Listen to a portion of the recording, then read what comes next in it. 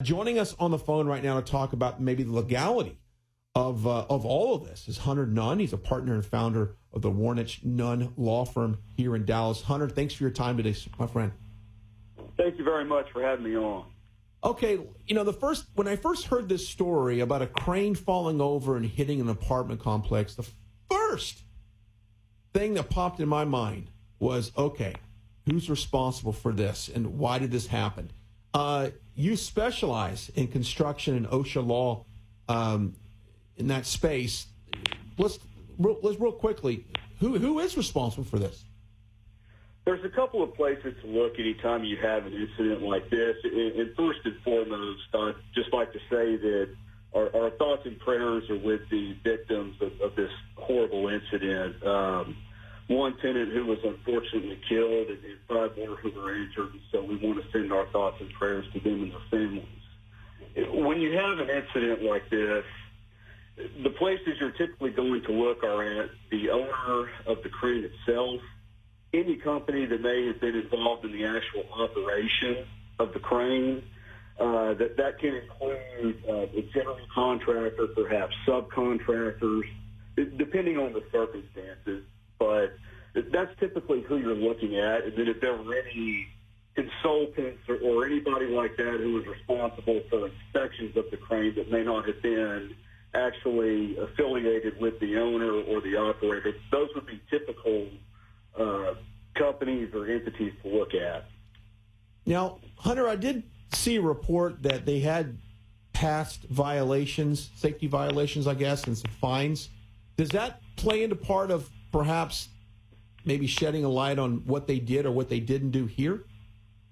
Quite possibly. When you're dealing with a case like this, that's one of the first places you want to look, because you need to know, are they inspecting the crane? Are they watching it? Are they monitoring? Because when you're dealing with a piece of equipment like this, you have to realize you're dealing with thousands upon thousands of pounds of heavy metal that's motorized. Mm-hmm. That can obviously have a lot of consequences, like what we saw on Sunday. And so if you have reason to believe that there may be something wrong with the crane or that needs to be addressed, whether it's a mechanical issue or an operating issue, employee training, anything like that, if there's a violation there, that puts you on notice that you need to address something with that crane. Mm-hmm. And so when these reports come out, yes, I think that is a concern that something should have been investigated further or addressed. Yeah. Hunter Nunn joining us on the show. He's founder and partner of the Warnich. I want to make sure I pronounce your law firm correctly. I want you to do it for me one time. Yes, sir. Warnich and Nunn. There you go. Law firm located there in Dallas. How often do you see incidents like this across the country in your line of in your business? More than you would think. The reports have surfaced here in the last couple of days, especially since this incident occurred, that OSHA, particularly in the North Texas area, has been active for several years investigating crane incidents. And maybe not exactly in the context of, a crane falling over and destroying an apartment complex or something like that, but you've seen it where there have been employees who have been injured or killed while operating cranes. And so that has been more prevalent than one might think. Mm-hmm. So if you maybe look in the future, what do you think will come out of this? And could this serve as some type of beacon to perhaps either legislation or more safety regulations that this doesn't happen again? That's certainly what you hope. You never want to see something like this happen, first and foremost. And,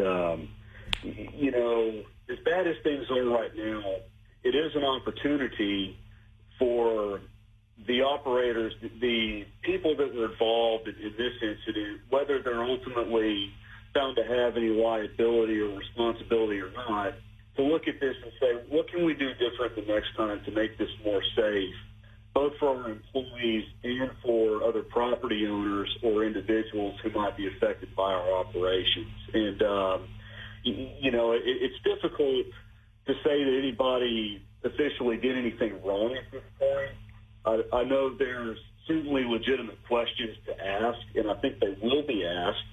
But, the opportunity here is to look at this and say, what can we do to better anticipate weather conditions or find ways to look at this and not have this ever happen again? There you go. Hunter Nunn joining us on the phone. Thank you so much. If people want more information about your law firm, of course, if maybe perhaps a company wants to reach out to you and for any particular reason, what is the best way to get a hold of you? Yes, sir. Thank you very much. Our website is warranchunn.com, WARANCHNUNN.com. We're also on Instagram. Our phone number is 972-863-9592. We're always here to help. Well, Hunter, we certainly appreciate your time today. Yes, sir. Thank you very much for having me on. Thank you very much.